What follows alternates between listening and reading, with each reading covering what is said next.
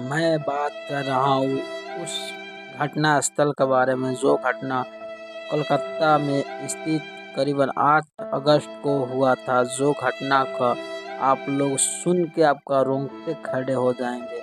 मैं बात कर रहा हूँ वो 31 साल की महिला डॉक्टर लेडी का, जिसका एक रेप नहीं बल्कि गैंग रेप हुआ था। तो चलिए मैं कैसे बोल रहा हूँ कि वो रेप नहीं बल्कि गैंग रेप हुआ था, तब पहले पूरा वीडियो जानते हैं।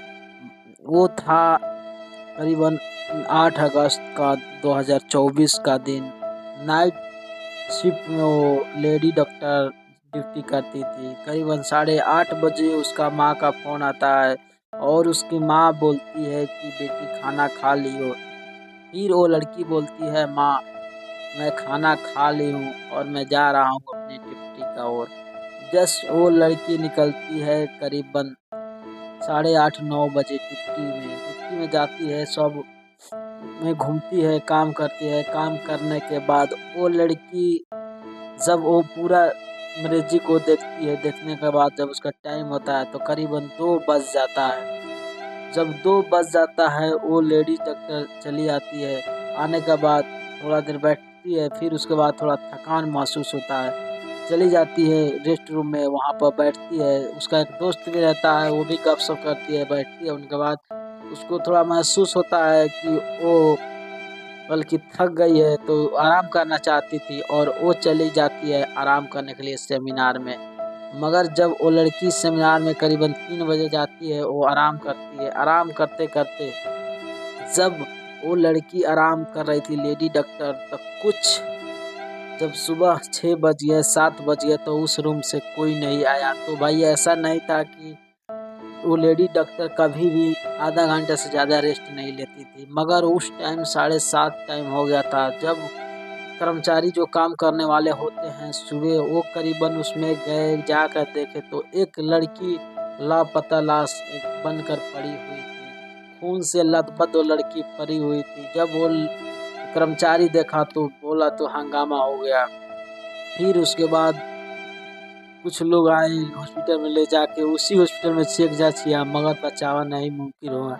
वो लड़की कुछ देर का बाद वो अपनी दम उधर ही तोड़ देती है। इतना ही नहीं है कि और एक कहानी है जो मैं आपको बता रहा हूँ, वो आपका दिल और दिमाग सब हिला के रख देगा। मैं बात कर रहा हूँ जब वो लड़की दम तोड़ती है तो वहाँ के जो हॉस्पिटल के कुछ डॉक्टर होते हैं, वो चाहते हैं कि मेरे हॉस्पिटल का नाम खराब ना हो, और उसको एक मर्डर केस बोल के वो लोग वहाँ पे रह जाती है, जो कि वो लड़की अपने आप को मर्डर की है, आत्महत्या की है। मगर कुछ ऐसा नहीं था, बल्कि जब वो उसका पोस्टमार्टम रिपोर्ट किया जाता है, कुछ डॉक्टर बोलते हैं कि इसका मर्डर रेप नहीं हुआ है, बल्कि इसको रेप कर कोई मार दिया गया है। फिर उसके बाद न्याय जाता है तो छानबीन होता है, और करीबन 3 बजे से लेकर 7 बजे तक का वहाँ पर कैमरा चेक होते हैं। और चेक होने के बाद जब सीढ़ियों से लोग जा रहे थे तो देखा जा रहा था कि कौन जा रहा है कौन आ रहा है।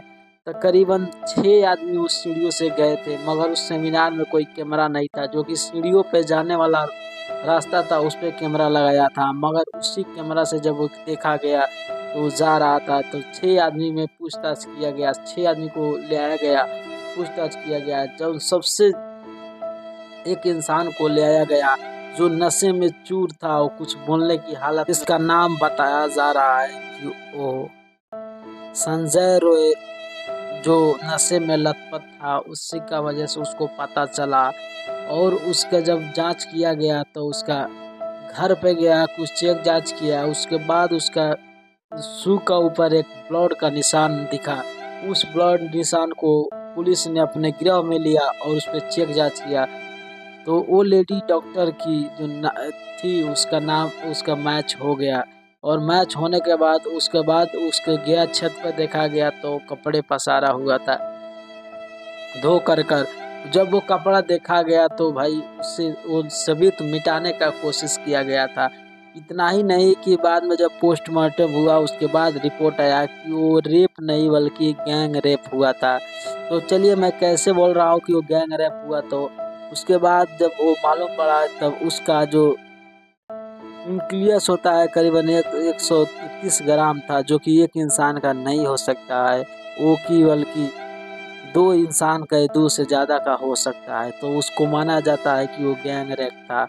मगर इस दरिंदे ने उस लड़की को पहले रेप किया, उसके बाद वो लड़की अपने बचाने में, लेडी डॉक्टर जो बचाने की कोशिश की, उसका ऊपर उसको हाथ पाँव कट गया, थोड़ा लग गया।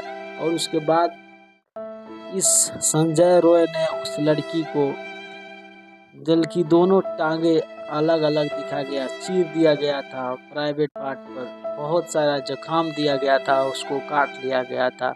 और इस संजय रॉय को इस वक्त जो मिला तो सड़कों पर लोग उतर आए हैं, जो कि मांग कर रहे हैं कि संजय रॉय को फांसी होना चाहिए। बल्कि इसमें एक इंसान नहीं है, बल्कि इसमें 2-3 इंसान का शामिल है। और ये बहुत बड़ा न्यूज़ है कि अगर ऐसा होता है तो देश में सबसे पहले उसको फांसी देना चाहिए। मेरे वजह से जब किसी का वजह से किसी का परिवार जड़ते हैं, किसी बेटी बहन का जो दलिंदा मारते हैं, उसको सबसे पहले फांसी का सजा देना चाहिए। अगर आप लोग इससे सहमत हो तो कमेंट जरूर कीजिएगा। ओके बाय, मिलता हूँ नेक्स्ट वीडियो पर। अगर आप लोग भी अपने बेटी बहन को सुरक्षा रखिएगा, नहीं तो यहाँ पे दरिंदे बहुत घूमते हैं। Okay bye.